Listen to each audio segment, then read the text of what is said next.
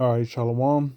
First and foremost, I want to give all praise, honor, and glory unto Yahweh, Bahashem Yahushai, Bahashem Racha HaKodash.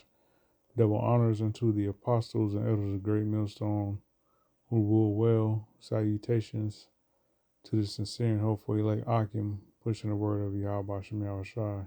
All right. Ma'a Arabah, Ma'arabai, Allah, which is 144,000 in the Lashwan Kodash, Bakhayarim. All right, the elect, or Bakayar, which is elect, and Achud Shalayashim, Achud Shalayashim, which is 1/3. Okay, so we are striving to be of that number. All right, and doing what we do and serving the Lord and believing on Yahweh Shem Shai. So I just want to make this a quick lesson. This is going to be getting into Bread War 3, which is pretty much here. Yet it's not at the climax in which it will rise to. Now, as you see here, this is from responsiblestatecraft.com or .org, and this is dealing with from the title, Congress quietly moves to integrate U.S. and Israeli militaries. Now, I like this website here because they actually have this function where you can actually play the article and it'll read it. So I'm gonna read this, or I'm gonna actually have the AI read this article and edify and grab scriptures. All right, I got this article and another one to go along with it. So here we go. Congress quietly moves to integrate U.S. and Israeli militaries. In the first step toward shifting aid further into the shadows, the House's 2027 bill would all but fuse the two countries' armed forces together. At a time when the American public is expressing unprecedented levels of distrust in the Israeli government, Congress just proposed tying the U.S. to the Israeli military more than ever before. Buried in the House's version of the 2027 National Defense Authorization Act, NDAA, released on Tuesday, is Section 224, entitled United States-Israel Defense Technology Cooperation Initiative. The provision would arguably do more to intertwine the U.S. military. All right, so one thing that stood out to me was how it said the United States Israeli Defense Technology Corporation Initiative or Cooperation Initiative. With the militaries using the technological systems that they use, you gotta know that information dealing with people is included in that. Or you already have Palantir, which they use facial recognition and AI to target their victims. So when people get microchipped on a mass scale, that information is going to be handed over to the Israelis, pertaining to people here in Babylon. And they can make decisions and call out who they want to be targeted or cut off from society, as the scriptures say in Revelation, that Esau will cause to be killed those that don't worship the image and the beast. So that had came to mind for me, all right, just now. So here we go. Military with the Israeli military than the more than $200 billion, inflation adjusted, in military assistance Israel has received from the U.S. since its founding in 1948. So there's been over $200 billion of military assistance, all right, that Israel has received since 1948. That's crazy because, yeah, that's crazy. That's a lot of money.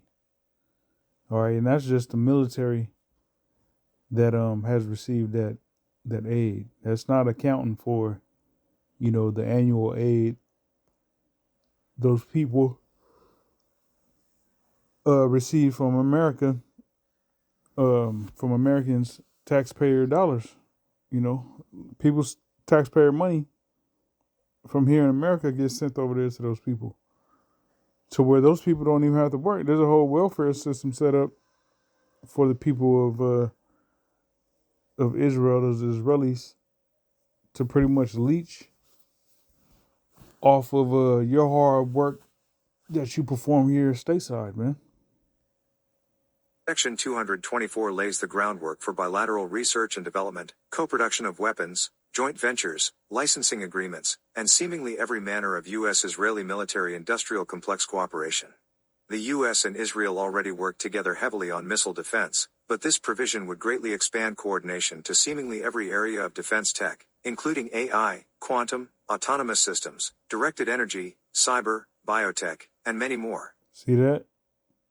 So all aspects of U.S. military will be fused with Israeli militaries, essentially making, the U.S. military able to be controlled by those small hats. You see what's going on with the situation with Iran, all right?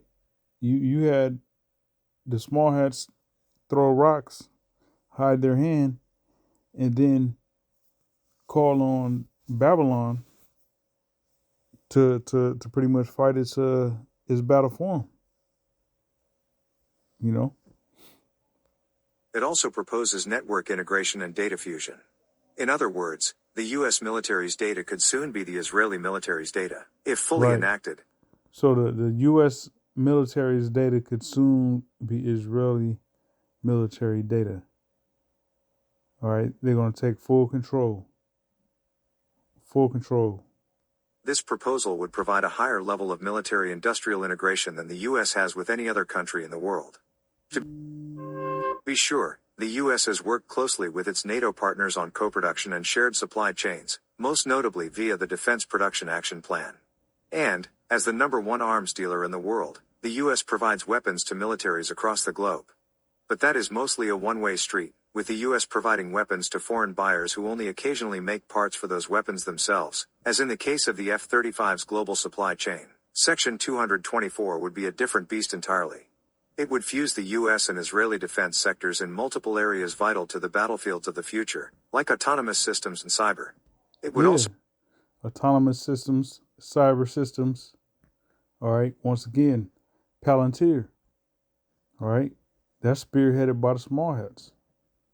All right, the founder is a small hat himself. Bring extraordinary Israeli influence to the U.S. beyond what it already has through the Israel lobby and its robust... Right, so through the Israeli lobby, they have a lot of influence here on Babylon. Could you imagine how much more influence they would have if they merged both these militaries together and then, and by way of that, the Israeli military pretty much directing and calling shots and calling orders. All right, what they say goes, because that's all that would happen. These militaries aren't even merged together as of yet, and yet and still we see that they pretty much have drawn America into this conflict in West Asia that President Trump cannot get himself out of. We clearly see that. Okay? Network of social media influencers. It would give the Israeli government the opportunity to greatly expand one of the most powerful levers of influence in U.S. politics, jobs in the U.S. by expanding or starting new co-production facilities like it already has in Mississippi and Arkansas. The Israeli government could boast of providing jobs on U.S. soil, thereby securing allies among members of Congress who represent the districts where those jobs lie. The result could well be a U.S. political system even more susceptible to the whims of an Israeli government that seemingly has no qualms about drawing the U.S. into military conflicts in the Middle East. Yeah, what I just stated. This unprecedented level of U.S.-Israeli military integration stands in stark contrast to the traditional aid model of defense cooperation, in which Israel already stood out as the top recipient of U.S. military assistance. As laid out in a recent Quincy Institute brief, authored by Stephen Simon, this shift from an aid model to a military integration model has troubling implications, namely, the shift will strip away the political and diplomatic oversight mechanisms that make the relationship publicly accountable, moving it from a visible annual aid Right, so there will be no accountability, no checks and balances. vote into the opaque machinery of defense acquisition, where oversight is limited and political accountability is minimal. The result would be a defense relationship that is simultaneously deeper and less transparent. This all comes right, deeper and less transparent. Okay, you had certain generals that were made generals via the stroke of a pen. All right, brothers was talking about that a couple of weeks ago. You had those technocrats that became generals in the I want to say the Space Force, ain't served a day of military duty, but because they got an influence and they got money and they got these companies that they preside over. They get put into a position of a colonel in some branch of the military, man. So if these two militaries merge together, as it said, that it will be less transparent.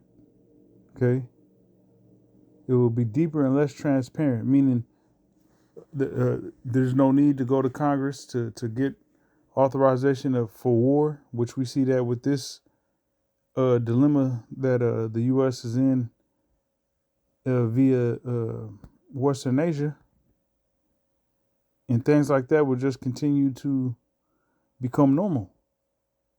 Comes at a time when the Israeli military has repeatedly used U.S. weapons in strikes that have violated international humanitarian law. Right.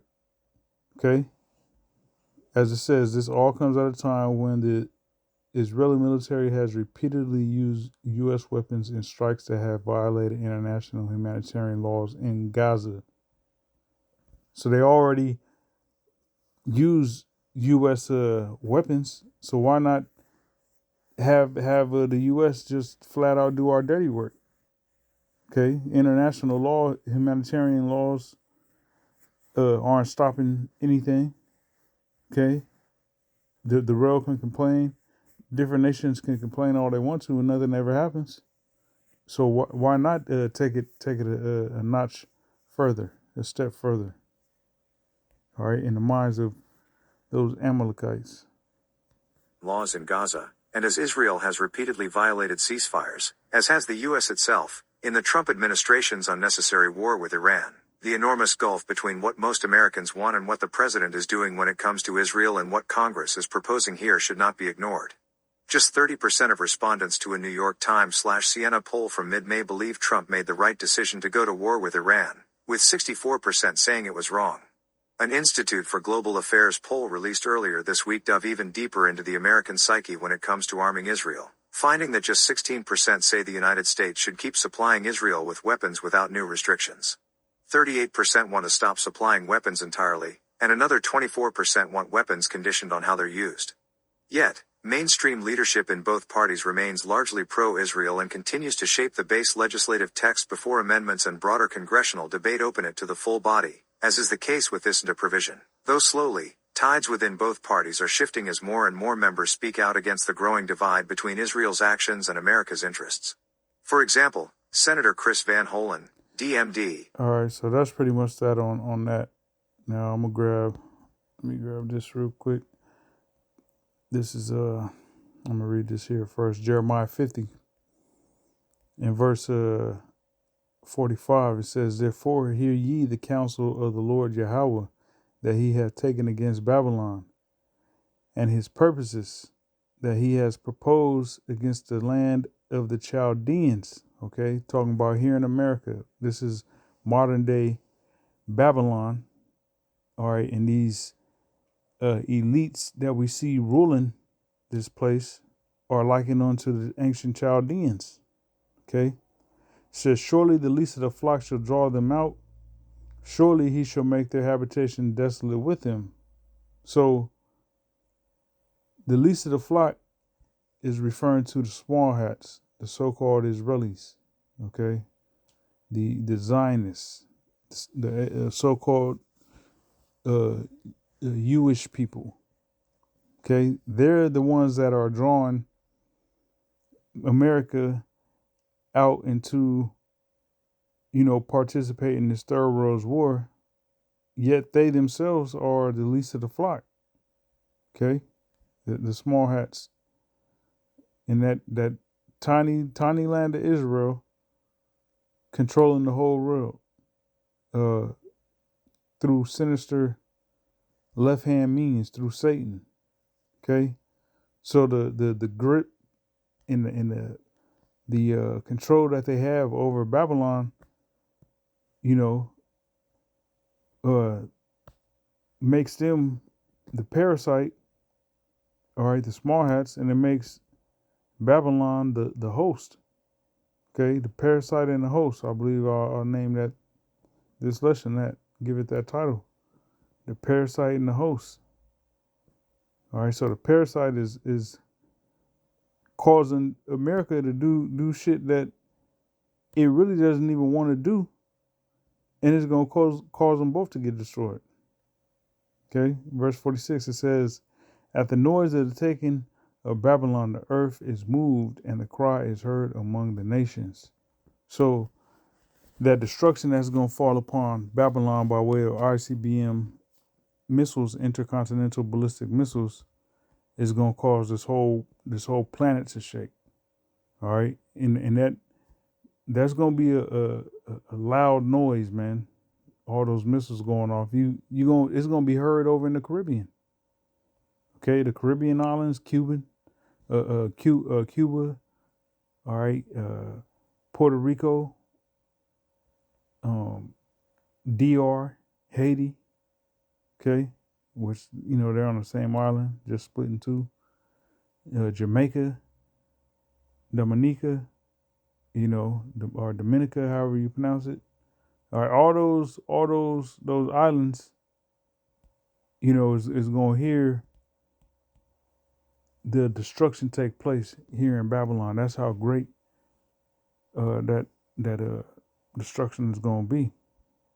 Okay, so from the same website, Responsible Statecraft got another article, and I'm gonna let it play as well. All right, and as it reads, U.S.-Israeli integration is far from America first.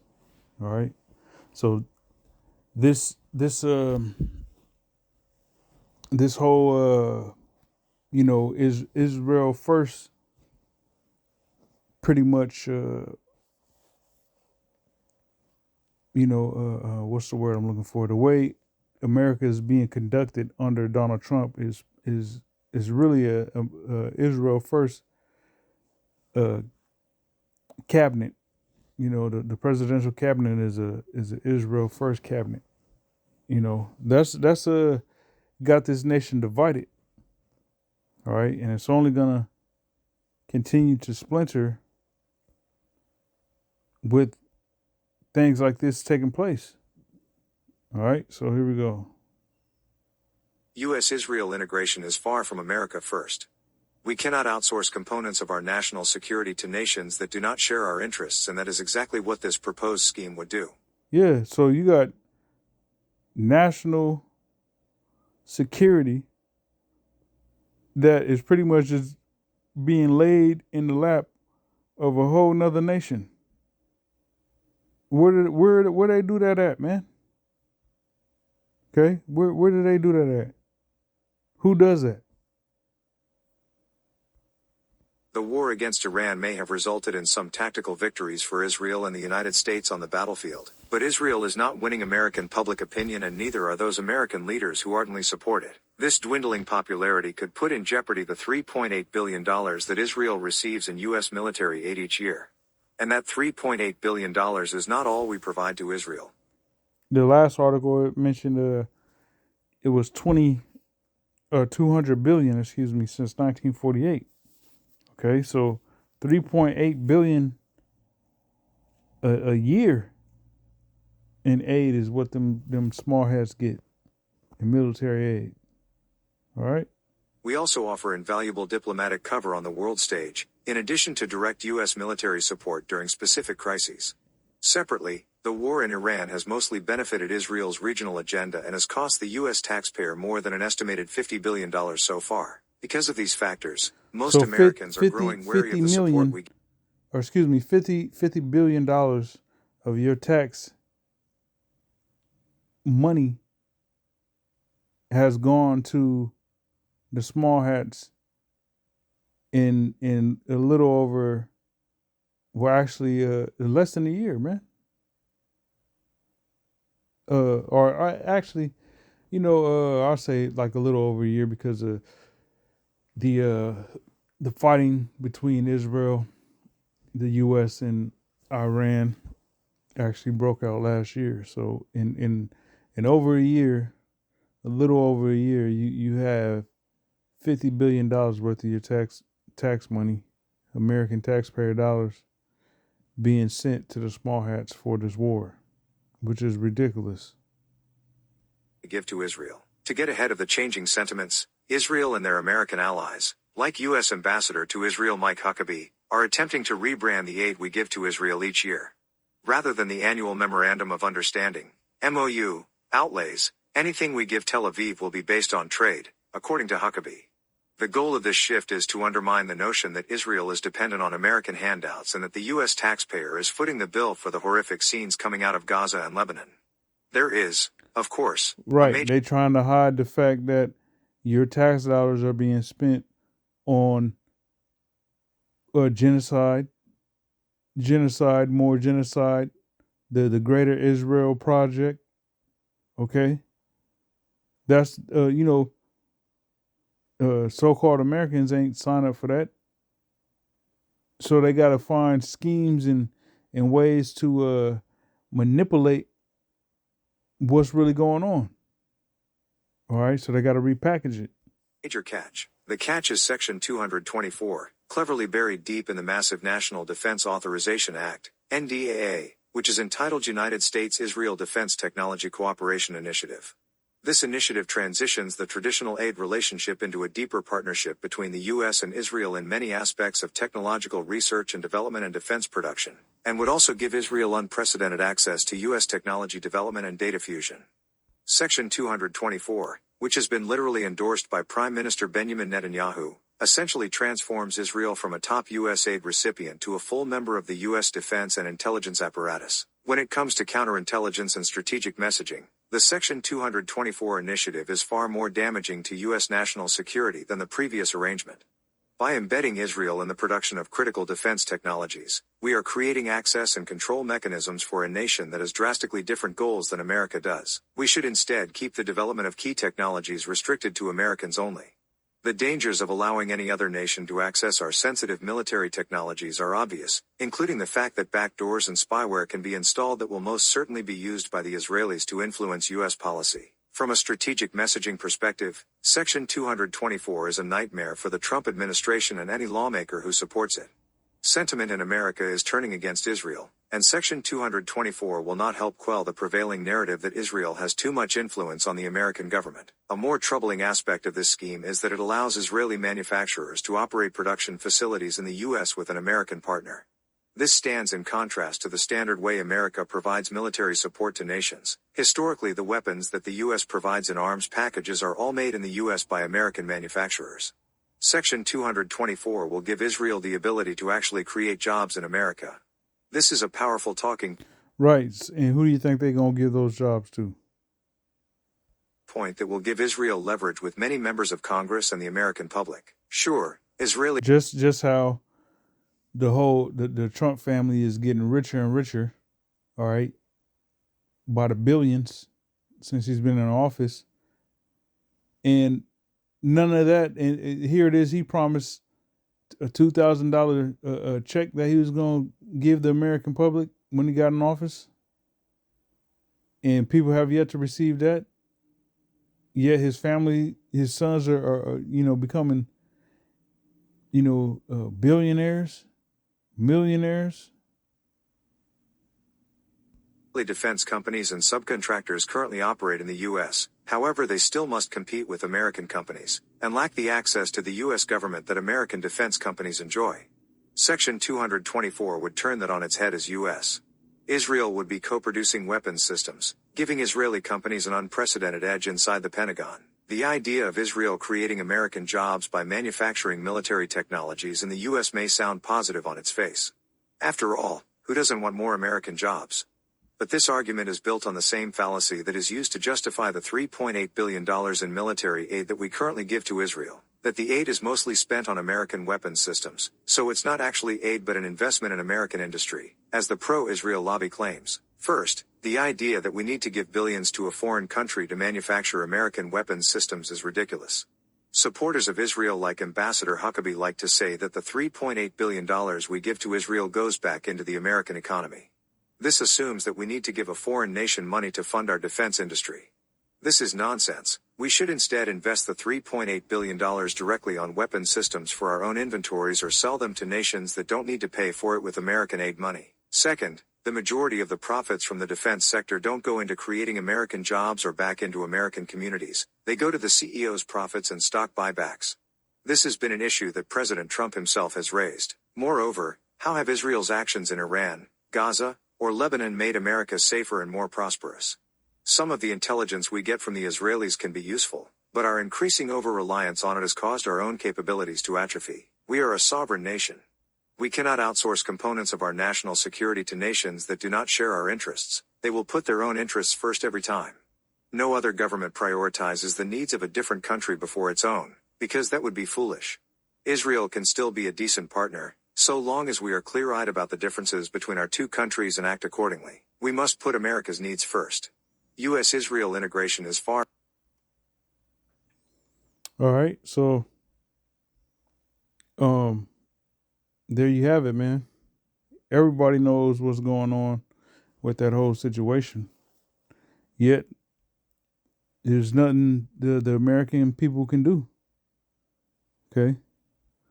So not only is America gonna get blown up, those small hats in the land of Israel is gonna get blown up too. All right. And so here we have Ezekiel 38 and 18. It says, "And it shall come to pass at the same time when Gog shall come against the land of Israel, saith the Lord Yahweh, that my fury shall come up in my face, for in my jealousy and in the fire of my wrath have I spoken. Surely in that day there shall be a great shaking in the land of Israel." Okay? There's going to be a great shaking in the land of Israel, meaning, things is going to reel to and fro. The whole earth itself is going to reel to and fro like a drunkard, as the scriptures say. All right? And the land of Israel is going to feel that intensely, because the land of Israel itself is going to be nuked. Okay? Verse 20, "So that the fishes of the sea and the fowls of the heaven and the beasts of the field and all creeping things that creep upon the earth and all the men that are upon the face of the earth shall shake at my presence." All right, the scriptures say that the Heavenly Father is a consuming fire. All right. "And the mountains shall be thrown down, and the steep places shall fall, and every wall shall fall to the ground." Okay, so it's going to be destroyed, the land of Israel. But unlike America, it will be restored and built back up, because that is actually our headquarters, the headquarters of the Israelites. So like, all right, the headquarters for the Israelites is going to be, the land of Israel, with the headquarters being Jerusalem. All right, because Israel or Jerusalem is the garden eastward in Eden. Eden being Adon, which means paradise. The whole earth was created to be a paradise. Okay. And Jerusalem is that garden that Adam was to keep. That's eastward in Idon. All right. So, it's going to be a great destruction that's going to take place, that's going to take out America and Israel. And with these militaries merging and pretty much Israel having access to everything of importance, various systems that the U.S. military operates off of, is only going to, that only indicates that the U.S. military is going to be dragged into World War III. All right, like a dog on a chain. Okay, by the parasite itself, the small hat. All right, America is the host, and the small hat is the parasite. All right, so Lord willing, that was edifying. Until next time, I say shalom.